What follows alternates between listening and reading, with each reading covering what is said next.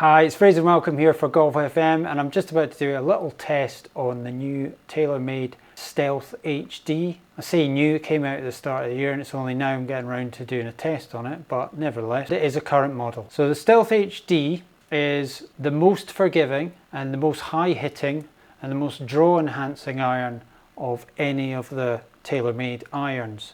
So if you're in the market for this, you're looking for the ultimate forgiveness. You might be somebody who struggles to get the ball up in the air, struggles to hit their real distance, maybe doesn't properly punch down on their irons and create a lot of spin, so they need all the help they can get to get that ball up in the air. You may be the sort of person that wishes that all clubs were just hybrids. This is as close as you're going to get to a hybrid in an iron head. You've got a really wide base, which stops it digging into the turf. You know, if you look like that, that's difficult to dig in. If it was a spade made with a wider base as that for digging in the garden, it wouldn't be very easy to get into the turf. It's very shallow and low profile. It means all the weight's low and down below the ball, so creating backspin, getting the ball up in the air. And the draw enhancement is built in internally with weight. They've also done their best to dampen sounds with some echo damping, as they call it, internally. Again, just reducing vibrations and giving it a slightly softer feel, because it is a cast metal, it's not forged. And price wise, you're looking at about £900. It's the same kind of price as the Stealth, the standard Stealth iron.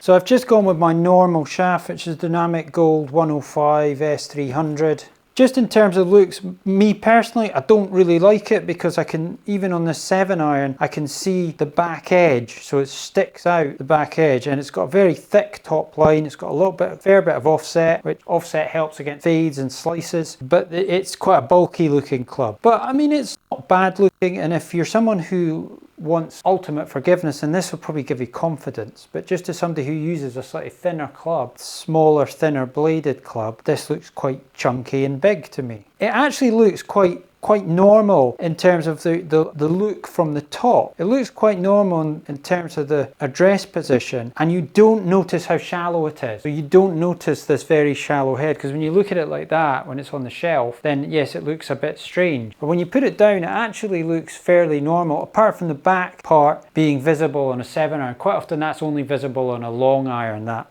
back part, in an effort to get the long irons up into the air. But this is trying to get all of the irons up into the air. Let's have a go. Decent strike, and that's going to end up straight, a little draw. And we've got 187, what was the spin? 5315, 19 degrees launch. So that's pretty good. It's a little bit higher than I would normally hit, but not that much higher. Decent shot again. And that's more what I'd expect to see that ball to go off to the left like that. If it's got any draw enhancement built into it, then it should take it that way. I'm not seeing a massive difference in the figures between this and what I normally play, which is a Wilson D9 forged. But that draw part is something which I wouldn't normally see, not on a 7 iron. Decent shot again. And again, it's gone a little bit to the left. I say a little bit to the left. It has gone 3 yards to the left, and it's gone 196. At this rate, I'm going to be using this club.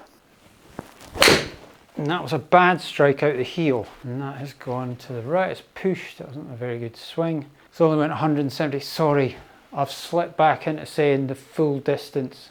Get told off for that. It's 159 carry. Sorry on that one. Get back to carry. Come on. Slap on the wrist for that one. Oh, a bit of a thin, cleany strike, but not terrible. We'd have done any major damage on the course, but it wasn't perfectly hit. 18 degrees launch, 5.9. What was the carry? 165 for 177 overall. So in terms of feel, it's feeling all right. It's just feeling exactly what I would think from a club like this, a cast game improvement club. It kind of feels quite hard, loud, especially when you don't hit it very well. When you hit it well, it's fine. It's not bad at all. It's not harsh. It's fine. Decent hit, I think. I did wonder whether I pushed it a little bit. And that is 171 carry, 184. 20 degrees launch, a little bit higher, but that could have just been me. I think it was a toe strike. And that's gone 162 carry, 175. These haven't been very good strikes, these last few. They've still done pretty well. It's lost a fair bit of distance, but they've gone quite straight. think it was okay. It's not flushed, but it was better than the previous two shots. And that's ended up going 176 carry, 189. A little bit to the left again. I do feel like I'm fighting it going that way to the left, which if you're a slicer, then that's good news. Oh, that was thin. That wasn't a very enjoyable strike at all. What does that do? Yeah, spin rate was up. 169 and 158 carry. So considering it was a pretty horrible strike, it was done all right. Fairly straight again. I'm getting a feeling that they're pretty forgiving these. That is what they're supposed to do, and it does feel that way to me. That's felt good. And that came right out the middle, and there's it going away left. At least I've got a little bit with this draw enhanced iron to be able to blame it on the club if it does go left. It's nothing to do with me. 188, 174 carry. Good powerful distance again. This is 30 degrees loft. Quite often these really strong game improvement clubs will be very, very low lofted. Like there's a Wilson Dynapower which is 27 degrees. This is 30. And I think the thought is that actually with the market that this is aimed at is people struggling to get the ball in the air, slower swing speeds. They almost can't handle 27 degrees in a 7-iron. It's too little loft. They can't get the ball in the air that easily. And so you need to actually work the lofts back to where they would have been. I mean, 30 is generally quite strong still for a 7-iron. Originally they would have been about 34. So it's still strong, but it's not at the ridiculous end of the strong range. They should go far. Quite often with the Dynapower and that sort of thing, I'll hit 200 yards with the 7-iron. And this hasn't got up to 200 yards yet. I think we got 196 out of one of them. Total distance, I mean, obviously, not carry.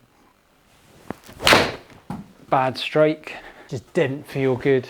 I mean, no golf club feels good when you don't get out of the middle, but some feel worse than others. That didn't feel very nice. 176, 161 carry. Consistent thing, it's finishing left of centre a lot of the time.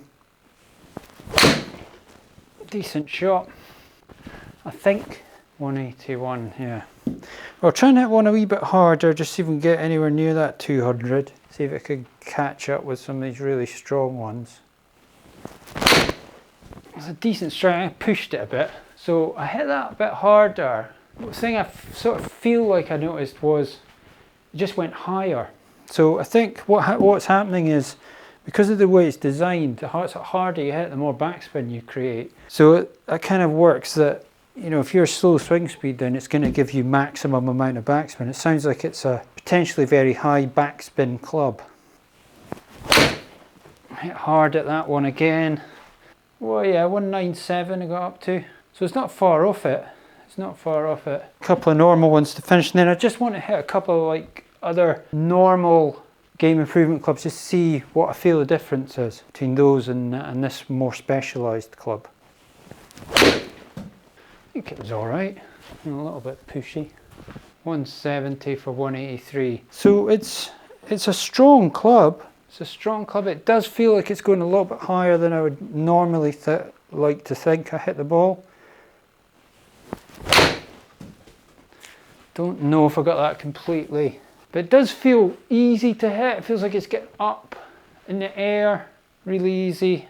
I didn't hit that one obviously very well. I'll try and hit one to finish and then move on, just a couple other clubs to hit.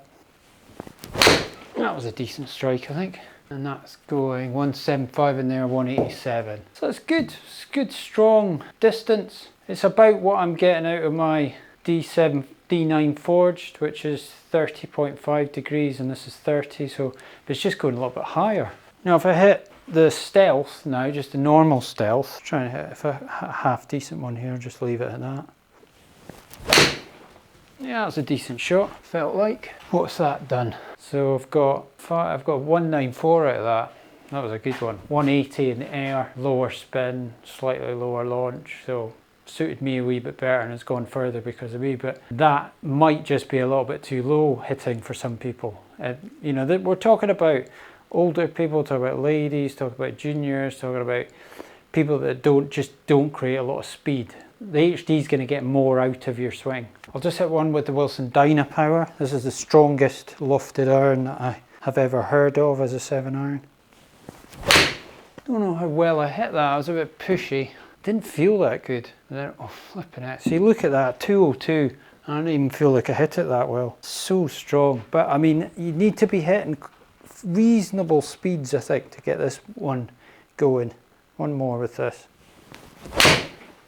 Decent strike, I think. Slightly louder feel, and there's not quite as much technology going in towards dampening and soundproofing and feeling. See, look at that. That's gone 190 in the air, 207, and 18 degrees launch, so a bit lower, and again the spins come down a bit. So the HD is definitely doing what it says it should do. So if you look at the figures there, you've got the top iron is the Stealth HD, and you've got the highest launch by 2 degrees, 19 against 17.8 on the TaylorMade Stealth and 17.3 on the Wilson. There's only one couple of shots with each, but just shows the ball speed's picked up on the Stealth and the Wilson. They were obviously good strikes, but then I had a lot of shots with the Stealth HD, and so the average probably would come down. You know, if we look at some of the details in there, there's some ball speeds easily. I see straight away 121, 122, stuff like that. The ball speed I don't think is going to be much of a difference. A little bit higher on the Stealth HD, 5,300 on average, but there would have been some thin ones and some funny ones in there because there was a lot. Very low spin on the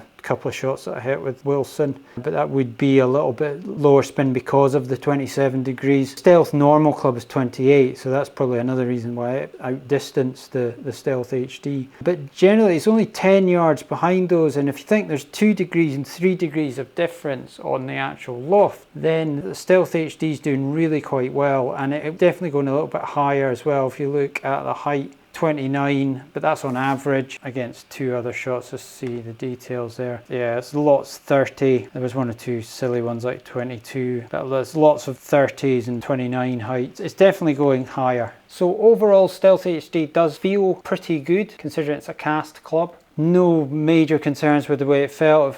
Yeah, it doesn't feel great when you don't hit it, but no golf club really does. But there's definitely some help in there in terms of the damping and taking the vibrations away and making it feel a little bit softer. As I say, it doesn't look strange at address, just look a little bit that you can see the back of the club here. You can see this part when you look down, you can't normally see that on an iron. And the top line's fairly thick, but when you think about who it's actually for, those things which to me are a negative could quite easily be a positive. It could be something that makes it look really, really forgiving and inviting to hit. If you're a bit of a slower swing speed, I would definitely go and have a hit with this. Don't give up on irons too quickly. This might well be the perfect tonic to bridge the gap from those hybrids into your iron. And yes, I would recommend it thoroughly. It's a very forgiving club. It's got that little bit of draw bias. It definitely would help a slice and try and cut that down a little bit. It's not going to cure a really bad swing. You need to go and get lessons for that, but it will help negate a bit of a slice and a tendency to lose a ball to the right, because it's definitely trying its best to take the ball to the left. So very good. Hope that was helpful. If you've got any questions, put them in the comments and I'll get back to you. And once again, thanks very much for watching. If you haven't already subscribed, then please subscribe. I really appreciate that. And I'll see you in the next one. Thanks again.